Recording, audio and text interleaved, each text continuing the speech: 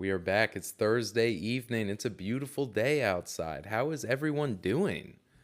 How is everyone? I hope you're well. I know it hasn't been too long since you last seen me, but I'm going to go ahead and set this up. We have a few amazing news stories today. And Virginia just cannot stay out of the headlines, like national headlines, which is crazy because, I've been a I've been a politically aware individual for quite some time, and they always say, like, especially during this Donald Trump saga, that we want the adults to be back in charge. That's kind of been like the going thing, right? Is that we need the adults in the room. And so, Virginia, it is called the state. It has a nickname, the mother of presidents, because of the number of presidents that this state has produced in the past. So I figured it'd be a really good time to see how the adults are doing. And this is just headlines from today. And these are all events that have happened within the last week. So we're going to check on the adults, the presidential hopefuls, the Virginia governor hopefuls. And, I just kind of want to see what we think, what we all think about the adults that are currently in charge, right?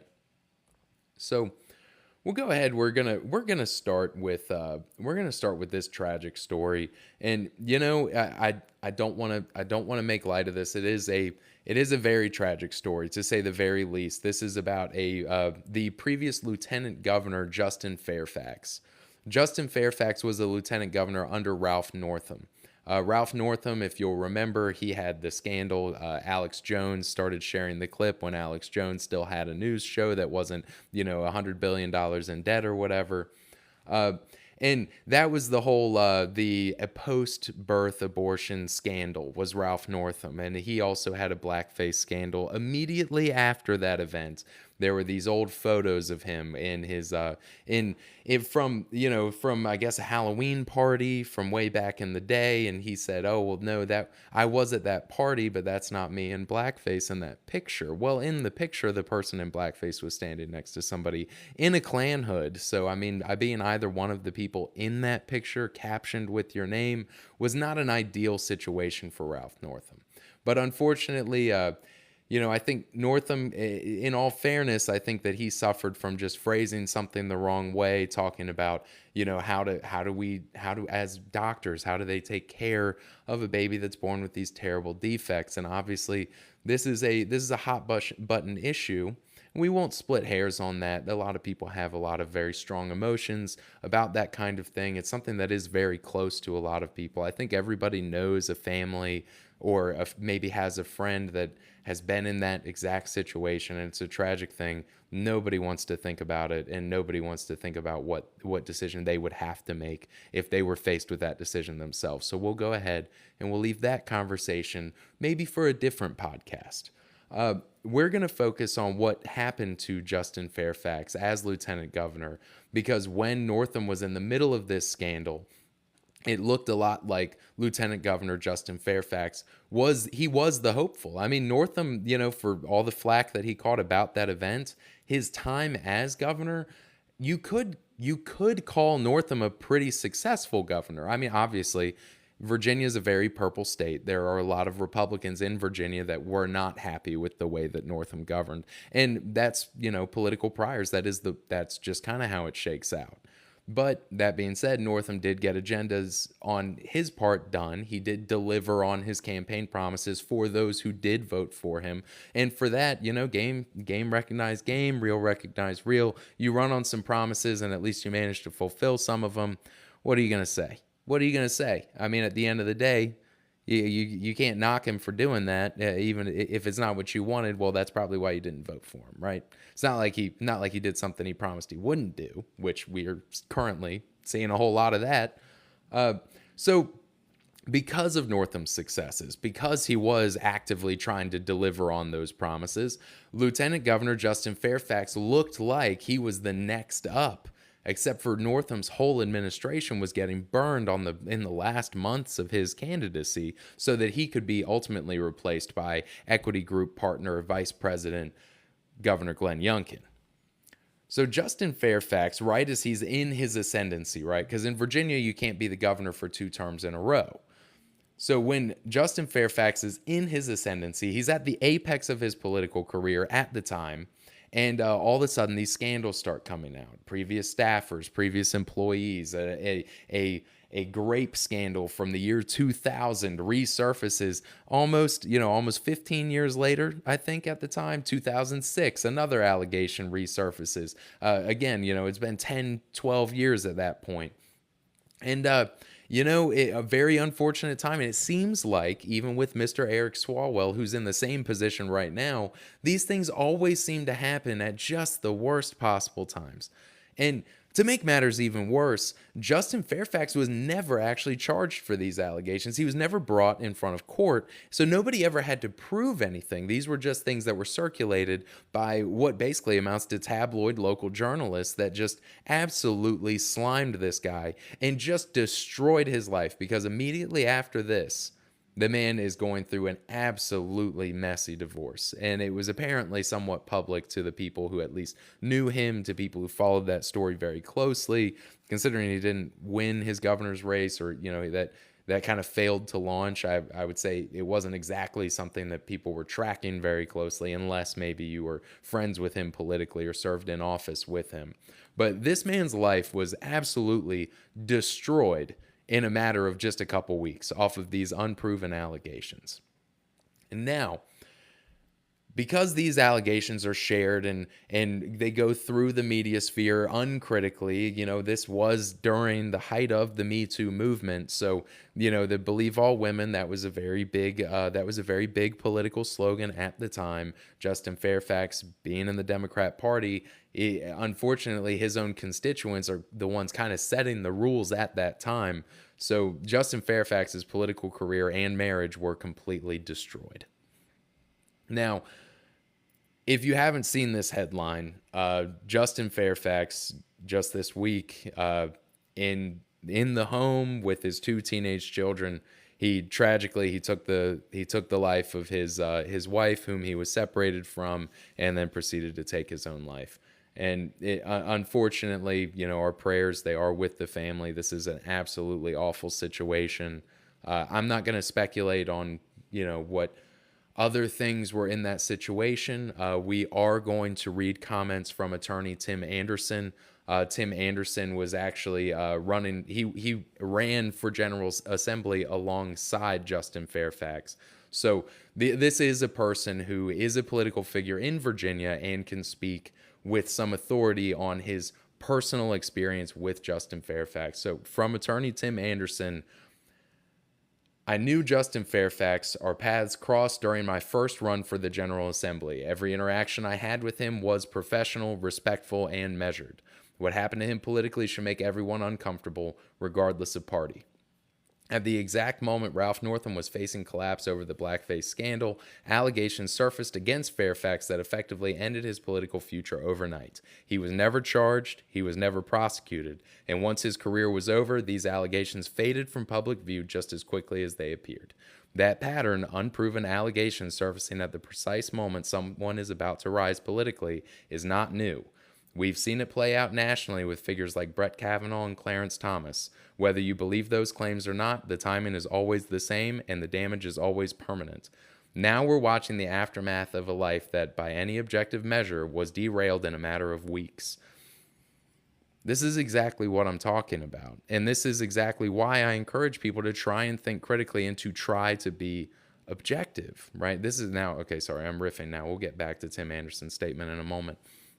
This is why it's important to be very objective when you see these things, because tribalism and gaining points using that power politics, it is often very tempting, and it's often very easy, especially when we have a prudent sort of culture. At the time during Me Too, we were a very prudent culture about these kinds of things. We were very quick to cast this judgment and to try things in the court of public opinions. And there's been a lot of that. I mean, Candace has a whole series about Harvey Weinstein right now. And I'm not saying that those allegations weren't true or that the guy wasn't engaged in some really disgusting behavior. But it is important to remember that it is tough to say, right? But there are two sides to every story. And unfortunately, we're we will never have the opportunity to hear Justin Fairfax's side of that story because of this tragedy. And that's exactly what it is. It is a tragedy. So continuing with Tim Anderson's statement, and the same political class that stood by or benefited at the time is now offering thoughts and prayers. That's the part that ought to turn your stomach. If we're going to be honest about accountability in this country, it has to cut both ways. Destroying someone publicly without due process, without proof, and without consequence is not justice. It's politics at its worst, and it keeps happening because it works. I don't know. This Tim Anderson guy, I don't know his voting history. In terms of partisanship, I couldn't tell you exactly what kind of politician he is, and I'm being perfectly genuine when I say that.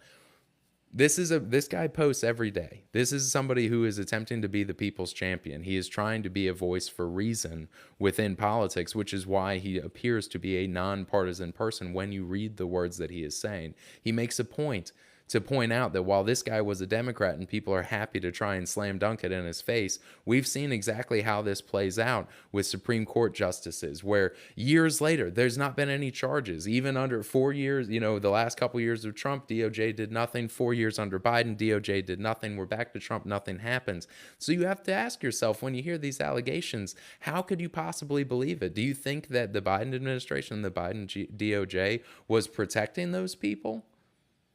Or do you think Justin Fairfax, do you think that under 4 years of Glenn Youngkin, do you think that Glenn Youngkin was protecting him?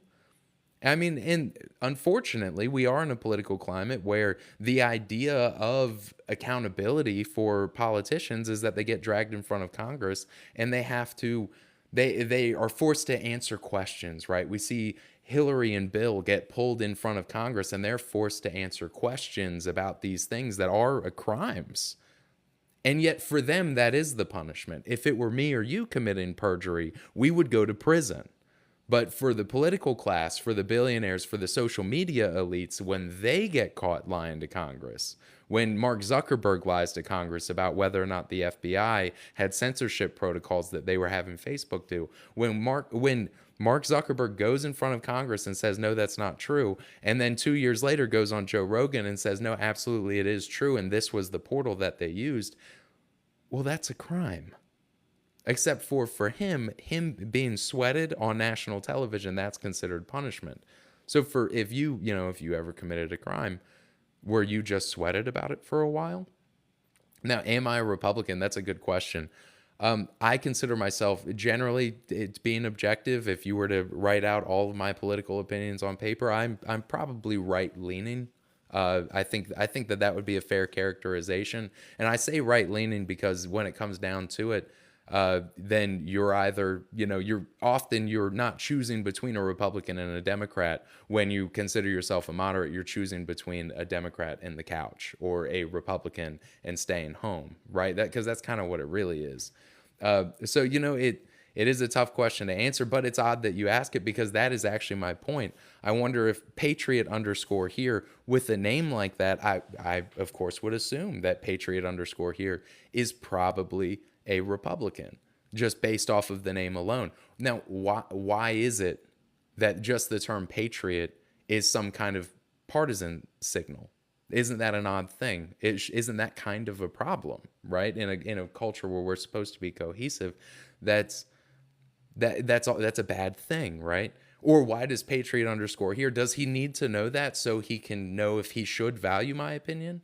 You know what I mean? Like if I'm just some lib screaming on the internet, then he probably isn't going to want to listen to me. And if he hears me go on about a bad policy decision that the Trump administration makes, is he going to assume that I'm just some giant-haired lib who just can't shut up and has TDS? Maybe. And I say all of that just as examples based off of only a name. So now I'm the bad guy, right? I mean, it's kind of an awful thing. It's a terrible situation that we're in our body politic, which is why I ask people, try and be objective. And I understand it is incredibly difficult to listen to the Tim Pool show and then turn around and listen to like Pod Save America, or to turn around and listen to Majority Report. It's very difficult to hold the opinions of these two people in your mind at the same time. And that's part of why I'm on this full frontal assault on the public school system at all times, because the methods by which that they teach people encourage them to go this tribal route. It creates the neural pathways that turn you into a tribal animal or the kind of person who can't pay attention at all. And we have to relearn how to think about, or rather learn for the first time how to think about these things so we can share a society. And anytime I suggest compromise, anytime I suggest that maybe we can find common cause, I do get some kind of nasty comment that says, how am I supposed to share a country with people who have no respect for the rule of law? Or how am I supposed to share a country with people that think that those politicians should never be held accountable, or that think that Trump can do no wrong, or that, or that it's okay to tax people's wealth? It's always something. It's like, dude, we all need to take a beat and kind of slow down and try and hear each other out, because there is a huge freaking problem. And it's that we have a system that has been entirely engineered and constructed by people who made it to benefit themselves. And I can guarantee you, if you're listening to a live stream of somebody like me on TikTok, whether you're a Republican or a Democrat, I can guarantee me and you have a lot more in common than me and anybody that is currently in the White House or currently inside of the Senate or the House of Representatives. I can guarantee you that we have a lot more in common in terms of what we see as a problem than they do. That we are shopping at the same grocery stores. We are paying similar electric bills and being subjected to the same bad legislation as one another, while they write themselves out of these negative cycles that they create. Sorry, end rant. But no, so please, pray for Justin Fairfax and his family. Obviously the two orphan teenagers, that's an absolutely awful situation. I wouldn't wish that on anyone. And that is it's just so sad. It is just so sad. And speaking of partisanship, right? We're gonna save this. We're gonna save this from the Thomas Sowell quotes page. We're gonna save that for later. It is. It was eloquent, well thought out by a man named Clay, who is not Thomas Sowell. Just runs a page for Thomas Sowell stands. But this was reported by Clee Torres out of Richmond, Virginia, about Governor Abigail Spanberger. Who would have thought? Robbing the tax coffers. She comes into office. There is a tax surplus from the previous administration, and yet she immediately starts raising taxes. I wonder what for. Could it have anything to do with the $18 million grant to her husband's company? Let's lay this out. L3 Harris Technologies. This is a defense contractor that employs her husband Adam as a lead software engineer. So L3 Harris has just been awarded $18 million by the state to bankroll a $1.27 billion with a B expansion. This is a massive state handout. It includes $12.5 million and $500,000 from the Commonwealth's Opportunity Fund, plus another $5 million performance grant. So all of this is, of course, under the prospect of creating new jobs, apparently in Orange County. But it does signal a conflict of interest. And this is, again, one of those things where the political class are held to an entirely different standard than me and you. If it were me or you that had some kind of scheme like this going on, then it would not be just a matter of like, oh, wow, that's a little bit whatever. Like, okay, listen, if you work in the private sector, say a small company, right? Say you're the finance manager, you're the director of finance even. You can't have anything to do with company expenses if your wife works there, right? Like if I were the finance director of a small company, like my wife basically couldn't work there because at the end of the day, I'm the one who approves the expenses. Like, all the people who do expense approvals, that they're the ones who are scrutinizing what is or isn't a company expense. Well, if those people report to me, then that means if they give too much scrutiny, oh, bummer, man. I really wanted Hams to stick around. I love when he's in the chat. We always have such good conversations. But have fun in Great Falls, dude. I'm really glad you swung by. Thank you for checking it out, of course. But no, so if you work in the private sector, say if you're a finance director, your wife effectively can't work there. And if she does work there, she can't have anything to do with company expenses, because at the end of the day, the people who approve those are reporting directly to you. But apparently, that same level of scrutiny, I mean, at the end of the day, you have been gifted an insane opportunity, a privilege to serve as governor of the state. I'm sorry, like, maybe your husband can take a few years off. And I mean, I don't mean that to be crass. I mean, I don't know anybody's financial situation, obviously. But I would think like, hey, your husband just happens to work for this company that gets government grants. And that seems like a conflict of interest to me. That seems very cut and dry. Like, that should never be allowed. Like, hey, sorry, as long as he's there, that company's red hot, they can't receive grants. So anyway, this was characterized by the State Ethics Committee. They are saying nothing to see here, folks. Perfectly normal, and in no way corrupt. It is just a coincidence. But no, just boring old economic development. That's what they say. So yeah, if this had been, and they say, oh, well, of course, they do go on to say, if a Republican governor had done this, then the legacy media would be demanding impeachment. There'd already be a Netflix documentary about it.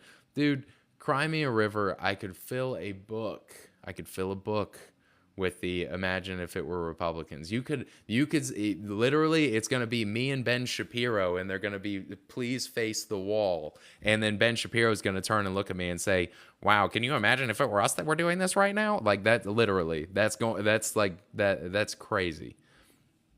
But anyway, so yeah, there's not going to be accountability. There's not going to be a pause on the grants. Nobody's going to prison. Nobody's going to jail. This will never be investigated. Nothing's ever going to happen. They are just allowed to steal. And don't get me started. I mean, I couldn't say for sure that Glenn Youngkin's wife was working with an equity firm to purchase residential housing in Virginia, create a worse commodity situation for people who just want a place to live. Yeah, I mean, who knows? Who knows? It maybe a Republican already did do it and nobody reported on it because they're part of the donor class. These are the people who fund news agencies. Do you think, no. The only time you're ever going to hear about a story like this is on a stupid podcast like this, which is the only reason why any of you stick around or hit that follow button. And if any of you do happen to be political donors, if any of you happen to be in the donor class, please like, share, subscribe, let your friends know, and then go ahead and send me 100 likes and one of those little roses or diamonds or whatever, because I need them. I need them so that TikTok promotes this show and shares it to everyone. Now, our last story of the day. We're going to talk about Mr. Guns and Gear. This is a popular Facebook page for 2A supporters, a national page. Guns and Gear, they used to review all kinds of weapons, but then because of restrictive social media censorship in the early 2020s or late 2019s, they had to switch it up. They mostly do news, which is kind of cool. So from Mr. Guns and Gear, Harmeet Dhillon, the head of the DOJ Civil Rights Division, is standing up against the unconstitutional law. It's not really a law. We'll get into that in a second. That's going into effect in Virginia on July 1st. So lawsuits are not enough to stop these tyrants. They don't care that they'll have to use the Virginia state tax dollars to fight the federal government in court. They'll just forcibly steal more taxes from Virginians under the legal process.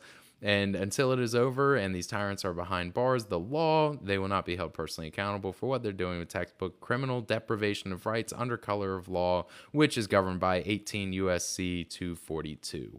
What is he talking about?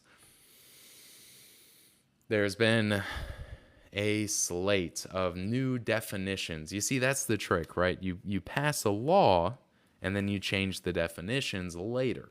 So you say, okay, well, Virginia already has a large capacity magazine ban. Well, Virginia already has an assault weapons ban. So what do? All you have to do is redefine those terms. You don't need a new law to make these things illegal. You already made them illegal. So now you just make the things that you want to be illegal that thing, like redefining semi-automatic sporting rifles as assault weapons by dint of being semi-automatic and having a grip style handle, as opposed to a regular stock. So under this right now, we're looking at them try to redefine things, and they're what Spanberger did. This was actually kind of a trick, right? This was very clever on her part, because Abigail Spanberger does see herself as a potential presidential hopeful, and why shouldn't she, right? She's relatively unknown. She's just making a splash right now, and there's not really a clear picture of who the leader of the Democrat Party is. So there is sort of an opportunity to jockey for position, but she needs to find a way to deliver on gun reform in Virginia. So she has to do something. That was a big part of her campaign. But at the same time, well, she spoke out of both corners of her mouth. Actually, let me be more clear, right? Abigail Spanberger, she said that she's respecting of the Second Amendment. She does say that in her campaign. But she did also spend a lot of time talking about gun violence. So you have to thread the needle.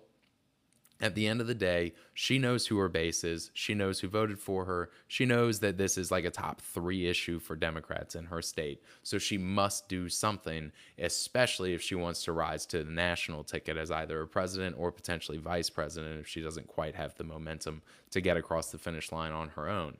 So she has to deliver, but she can't get caught up in some kind of lawsuit scandal with the federal government. Or in so much as maybe she can, she has to look like the victim and not the perpetrator.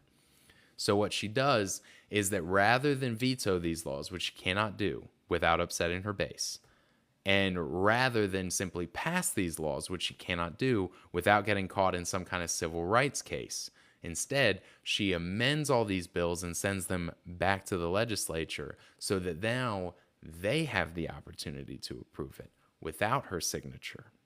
So now, if it goes to court, she's not the one who takes the heat for it. It's genius. It's actually, again, game recognize game, real recognize real. This woman knew exactly what she had to do, because now her base, she gets to take the credit from her base without taking the slings and arrows from the federal government. And if the federal government tries to drag her into those lawsuits, she can say, dude, it wasn't even me. Look at that. They're attacking me. They're attacking me because I delivered. You see how that works? It's like this inside-outside game. It's like Trump's second term. How like he's like, you were already the president. You were already the tippy top of the political elite. And yet somehow 4 years later, you're able to run as an outsider and do it successfully, mind you, winning the popular vote and getting back into the presidency after a 4-year banishment. I mean, it's political genius. So Abigail Spanberger, she threaded the needle against Harmeet Dhillon. Harmeet Dhillon, I don't think that she's going to be able to pass muster on this thing.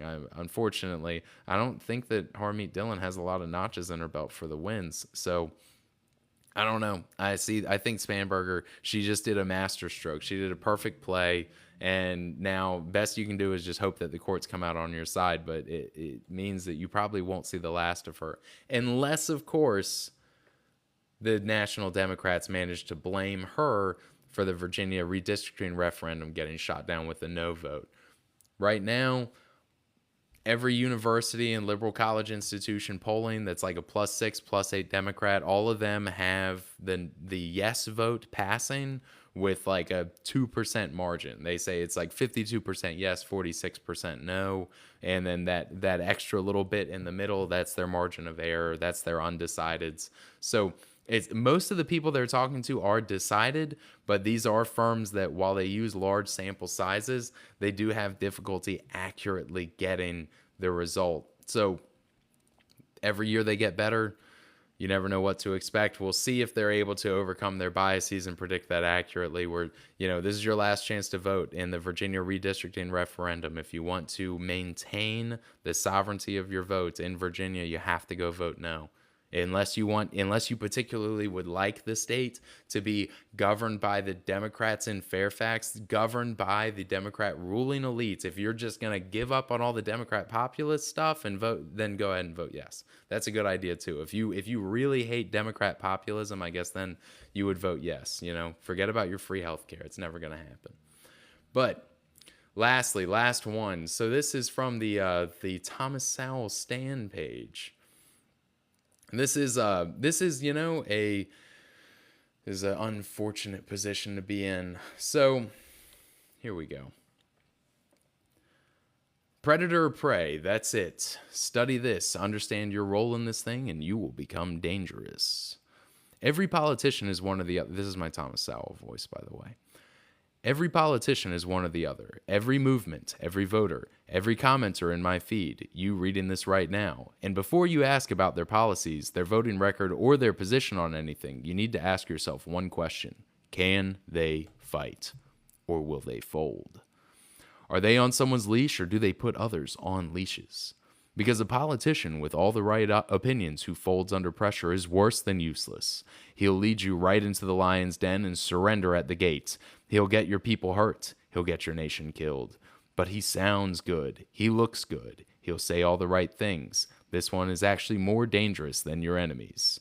Pierre Poilievre, the Canadian Conservative leader, for example, had the right opinions. Then he sat on Joe Rogan's podcast and when asked about his opposition, he said, "I won't criticize him on foreign soil. We have a mutual respect."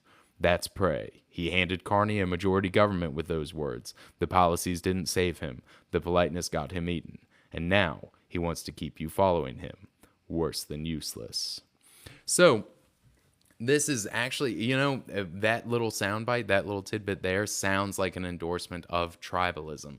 But here's the thing. He goes on to say further, if you have to choose between a predator who agrees with you 50% and prey who agrees with you 100%, you pick the predator every time. The predator at least gets something done. This actually is kind of going into what I'm saying. This is exactly what I'm talking about. If you can get somebody who actually will go the distance, who actually will fight, then you can actually get some change. This is the same Bernie Trump coalition 2015, 2016 energy. This is what I'm talking about. You don't have to necessarily agree on all the solutions if you can agree on what the problems actually are. We do not need to elect another equity group vice president of future growth and operations. We don't need one of those just because he says that he's a populist Republican. He just likes to play golf and go quail hunting with the boys. No, we don't want one of those because you get exactly 0% of what you voted for over 4 years. Over 4 years, you get exactly this much Republican agenda items passed through. At best, he's going to veto gun reform. And at worst, he's going to expand equity groups holding in Virginia property. That's what you're going to get. And when I say that you choose between his Republican lieutenant governor and your couch, sometimes, I'm going to be honest, Vince chooses the couch. And so here we are now. You get Governor Spanberger for your troubles. Hopefully, Northern Virginia GOP will get the picture next time, and they'll stop shitting on us and giving us these fucking awful candidates. I'm sorry. I cursed because I lost my cool a little bit. So anyway, I guess we'll call it a night, Appreciate everybody for swinging by. Hopefully we can do this again. I think Hams is on vacation, but, he usually keeps the conversation lively. He throws in some fun stuff for us. So thank you all. I have more videos for you. Please like, share, subscribe. We do put all the lives on Rumble and on YouTube, so you can go back. You can rewatch them later. You can share. You can tell your friends. Please, I'm always here for you. You're not always here for me, but I am always here for you. But there's no need to feel bad. If you do feel bad, just tell your friends, shout out the video, hit that follow button, and we'll call it even. How's that sound? All right. Thank you all. Have a good night.